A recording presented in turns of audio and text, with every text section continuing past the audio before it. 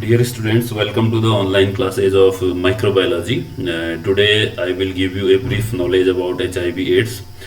So आप जानते हैं कि HIV एक वायरस है जो रेट्रो वायरस है, इसमें RNA कंटेनिंग वायरस है, that is human immuno deficiency virus.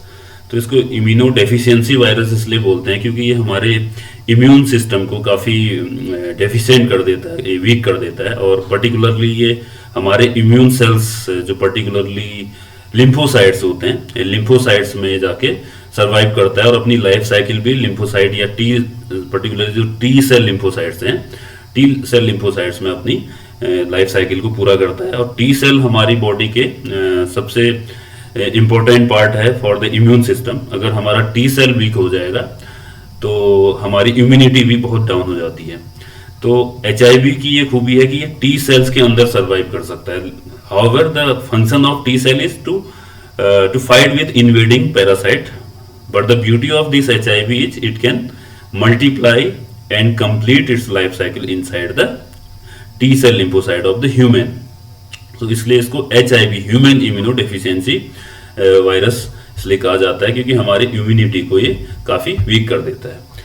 तो शुरू करते हैं आज का लेक्चर HIV के बारे में। तो यहाँ पे आप देख सकते हैं what is HIV। HIV is actually human immuno deficiency virus and it attacks cell that help the body fight infection. जैसे मैंने ऑलरेडी बताया आपको कि ये हमारे उन सेल्स को इन्फेक्ट करता है जो हमारी इम्यूनिटी में हेल्पफुल होते हैं। तो इसका अभी सबसे बड़ी यही बात है, देयर इज नो क्योर, कोई भी वैक्सीन इसकी अवेलेबल नहीं है, but it is treatable with some medicines. But वो मेडिसिन्स भी इसकी इफेक्टिव हैं, it depends on the host. अगर होस्ट की इम्यूनिटी थोड़ा कंप्रोमाइज नहीं होगी बहुत ज़्यादा तो ये दवा भी थोड़ा असर कर सकती है।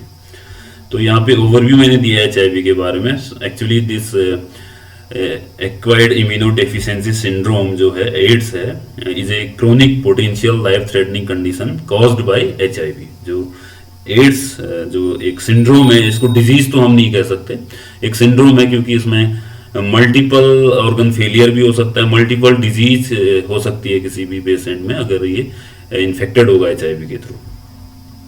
सो ये कैसे इन्फेक्ट करता है? By damaging your immune system.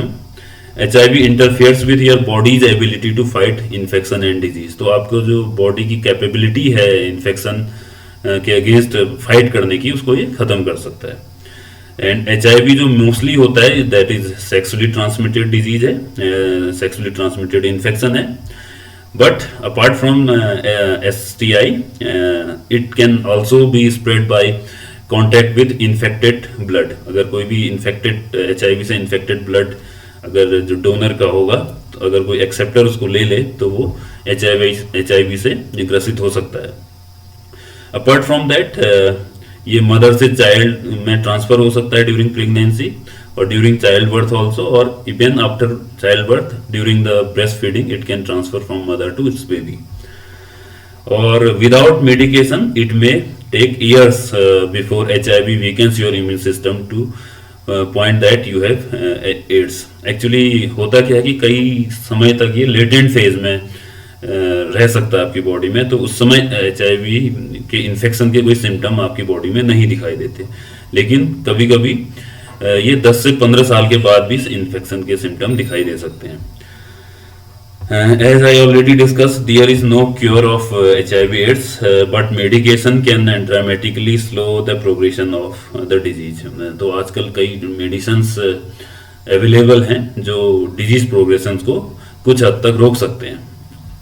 And these drugs have reduced AIDS death in many developed countries में अभी AIDS related डेथ कम हो रही है मेडिसिन के आने से। Now the structure of HIV, here you can see the structure of HIV which is spherical shaped है, देखिए आप यहाँ पे, और इसमें कई इंपॉर्टेंट प्रोटीन होती हैं। सबसे पहले इसकी बात करते हैं प्रोटीन, इसकी RNA की बात करते हैं जो न्यूक्लियोइड में होता है। RNA इसका single standard positive stand RNA आप यहाँ पे देख सकते हैं, ये रेड कलर का एक फिलामेंट दिखाया है, that is single standard HIV1 RNA।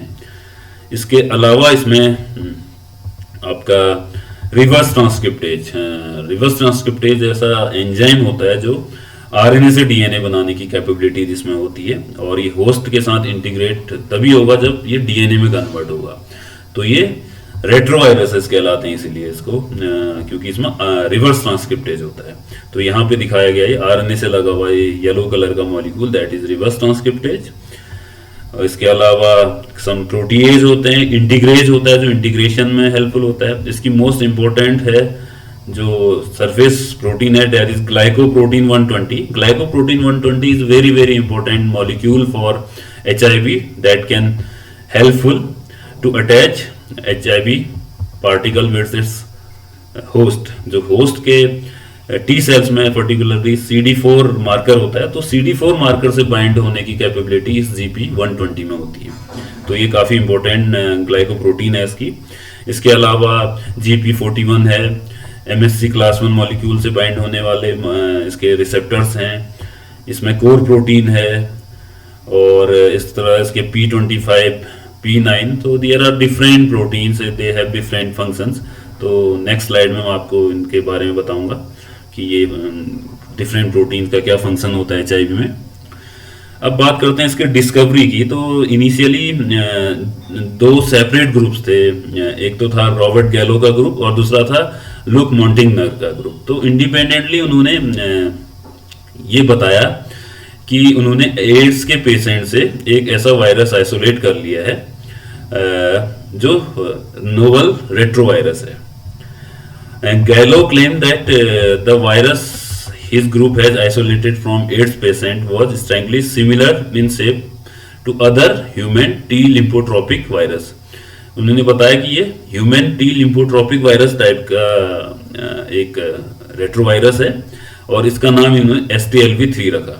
At the same time तो मॉन्टिग्नर के ग्रुप ने भी आइसोलेट किया था। उन्होंने बताया कि ये हमने वायरस जो आइसोलेट किया है वो ऐसे पेशेंट से आइसोलेट किया जिनमें लिम्फ नोड में स्वेलिंग थी, पर्टिकुलरली जो नेक रीजन में लिम्फ नोड होती है उसमें काफ़ी स्वेलिंग थी, और फिजिकली तो काफ़ी वीक थे।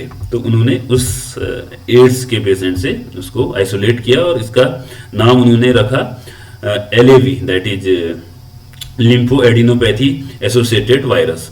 तो एक ने बताया ये STLV3 है, जो गैलो के ग्रुप ने, रॉबर्ट गैलो के ग्रुप ने STLV3 बोला इसको, और मॉन्टिग्नर के ग्रुप ने इसको LAV बोला। बट इन 1986 जब इन दोनों वायरस की जांच की गई तो सिमिलर टाइप के वायरस थे, बिल्कुल सेम वायरस थे, और इसका नाम फाइनली HIV रख दिया गया, that is human immuno deficiency virus. और ऐसा माना जाता है कि ह्यूमन में आने से पहले ये SIV टाइप का वायरस था, मीन्स सियामीज इम्यूनो डेफिशिएंसी, जो सीमियन या चिंपैंजी में पाए जाने वाला वायरस था। और समहाउ वो वायरस ह्यूमन में आ गया, और ह्यूमन में चेंजेस होने के बाद ये HIV में कन्वर्ट हुआ होगा, ऐसा माना जाता है। अब बात करते हैं इसके RNA की बात करते हैं। तो ये रेट्रोवायरस कहलाता है क्योंकि इसमें रिवर्स ट्रांसक्रिप्टेज एंजाइम है, और ये plus strand single stranded RNA containing virus है, और इसमें प्लस RNA होता है। जैसे आप आजकल कोरोना वायरस भी सुन रहे हैं, वो भी रेट्रोवायरस है और उसमें भी प्लस RNA है। सिमिलरली HIV वायरस भी आपका RNA कंटेनिंग वायरस है जो प्लस स्ट्रैंड होता है जिसमें। तो फर्स्ट ऑफ ऑल होता क्या है कि RNA जो होता है ये RNA डिपेंडेंट DNA पॉलीमरेज यानी कि रिवर्स ट्रांसक्रिप्टेज के द्वारा ये कन्वर्ट हो जाता है RNA DNA hybrid, plus RNA and minus DNA hybrid में। देन राइबोन्यूक्लियेज H भी होता है इसमें, इस वायरस में। तो ये क्या करता है कि जो प्लस स्ट्रैंड है उसको डाइजेस्ट कर देता है, हाइब्रिड जो बनता है उसमें केवल माइनस DNA रह जाता है। फिर ये माइनस DNA रिवर्स ट्रांसक्रिप्टेज के थ्रू प्रोवायरल DNA में कन्वर्ट हो जाता है, that contain both plus and minus DNA। फिर ये DNA या तो डायरेक्टली प्लस RNA में कन्वर्ट हो सकता है या प्लस मैसेंजर RNA में कन्वर्ट होता है, दैट इज कॉल्ड ट्रांसक्रिप्शन। और फिर फाइनली mRNA डिफरेंट प्रोटीन का सिंथेसिस करती है, दैट इज कॉल्ड ट्रांसलेशन। तो ये सारी चीजें इसकी होस्ट के अंदर होती हैं, T लिम्फोसाइट सेल के अंदर ये सारी रिएक्शंस इसकी होती हैं। Now if you will see the geographical distribution of HIV, तो सबसे ज्यादा जो HIV इन्फेक्शन के केसेस हैं वो सब सहारा अफ्रीकन रीजन में है अभी तक के। तो 25.3 मिलियन यानी कि 2,53,00,000 केसेस आपके सब सहारा रीजन या अफ्रीकन रीजन में मिले हैं, जो सबसे ज्यादा है। अगर बात करें ईस्ट एशिया में आपका चाइना, इंडिया, मलेशिया, इंडोनेशिया, इन रीजन्स की बात करें तो यहाँ पे 6.4 मिलियन यानी कि 64 लाख केस दर्ज हुए हैं HIV के पेशेंट से। फिर बात करें वेस्टर्न यूरोप में 5,40,000 है। नॉर्थ अमेरिका में US एंड कनाडा की बात करें तो यहाँ पे 9,20,000 लोग इन्फेक्टेड रिपोर्टेड हैं। तो टोटल इस तरह से वर्ल्ड में 36 मिलियन यानी कि 3,60,00,000 लोग HIV के इन्फेक्शन से ग्रसित हुए हैं अभी तक के। Now about the important jeans of HIV, जैसे कि मैंने पहले बताया कि ये डिफरेंट, यहाँ पे जो स्ट्रक्चर दिखाया गया है इसमें डिफरेंट प्रोटीन या डिफरेंट मॉलिक्यूल्स दिखाए गए हैं। तो सबसे इम्पोर्टेंट जीन है इसकी गैग जीन। तो गैग जीन इसकी 4 इम्पोर्टेंट प्रोटीन्स को बनाती है। That protein is P17। तो P17 यहाँ पे दिखाया गया, देखिए। तो P17 forms outer core protein बना रही है। ये देखिए आप, पूरा कोर प्रोटीन जो बना है that is made up of P17। तो ये गैग जीन के द्वारा कोड हो रहा है। दूसरा है P24। P24 इसके ही जस्ट अंदर होता है, वो बनाता है आपका inner core protein. P9 is component of nucleoid core. जो P9 है ये न्यूक्लियोइड कोर ये है, ये देखिए। तो इसका कंपोनेंट होता है P9। देखिए यहाँ पे P9 दिखाया गया है, जो न्यूक्लियोइड कोर, न्यूक्लियोइड के अंदर उसका कंपोनेंट है। P7 binds directly to genomic RNA। तो जो P7 है ये जीनोमिक RNA से बाइंड होकर इसको प्रोटेक्ट करता है। उसके बाद है ENV जीन यानी कि एनवेलप जीन। तो ENV जीन के 2 इंपॉर्टेंट प्रोटीन या ग्लाइकोप्रोटीन्स होते हैं, GP41।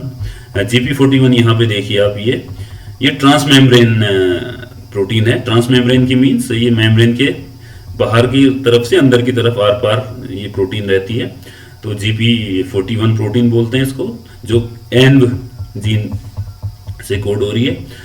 और इसके बाहर आप देख सकते हैं ये GP120 लगा हुआ है। तो ये सारे मॉलिक्यूल जो सब बाहर ओवल शेप के दिखाए गए हैं वो सब GP120 है। और मैंने ऑलरेडी आपको बताया कि GP120 ही ऐसा मॉलिक्यूल है HIV में जो होस्ट के साथ बाइंड होने में हेल्पफुल होता है इसके। अगर ये GP120 नहीं होगा तो ये होस्ट के साथ बाइंड नहीं कर सकता। यानी कि CD4 सेल से बाइंड होने के लिए, CD4 सेल आपके ह्यूमन के T लिम्फोसाइट्स में पाए जाने वाले, उसके सरफेस में पाए जाने वाले मार्कर हैं। तो उसके सरफेस में जो CD4 होता है उससे बाइंड GP120 करता होता है। इसके अलावा इसमें पॉल जीन होते हैं। Paul gene P64, P51, P10 and P32 इतने टाइप के प्रोटीन्स बनाता है। और ये सारे जो पॉल जीन्स होते हैं ये पर्टिकुलरली रिवर्स ट्रांसक्रिप्टेज को बनाने में हेल्पफुल होते हैं। इसके अलावा टेट जीन है जो P14 को कोड करती है। और P14 ऐसी प्रोटीन है strongly activates the transcription of proviral DNA। इसके अलावा रेब होती है REV जो जीन है वो P19 प्रोटीन को बनाती है। और जो P19 प्रोटीन है it allows export of unspliced and single spliced mRNA from the nucleus. इसके अलावा NEF P27 को कोड करती है, जो डाउन रेगुलेट करती है क्लास 1 MHC एंड CD4 को। ये काफ़ी इंपॉर्टेंट है, होस्ट की इम्यूनिटी को डाउन करने के लिए ये प्रोटीन काफ़ी हेल्पफुल होती है HIV के लिए। इसके अलावा VPO होती है जो P16 प्रोटीन को कोड करती है, ये भी CD4 को डिग्रेड करने में हेल्पफुल होती है। इसके अलावा VIF जीन है जो P23 प्रोटीन को कोड कर रही है। तो इस तरह से आप देखते हैं कि डिफरेंट जीन काफ़ी इंपॉर्टेंट प्रोटीन को कोड करते हैं और ये प्रोटीन्स HIV के लिए काफ़ी इंपॉर्टेंट हैं, इसकी लाइफ साइकिल को चलाने के लिए काफ़ी इंपॉर्टेंट होती है। तो that's all about today's lecture. Next lecture पे हम HIV की लाइफ साइकिल पढ़ेंगे, उसके अलावा डायग्नोसिस का पता लगाएंगे और उसका ट्रीटमेंट, जो भी ड्रग्स अवेलेबल हैं उन चीज़ों के बारे में हम जानेंगे। So till then bye bye, take care.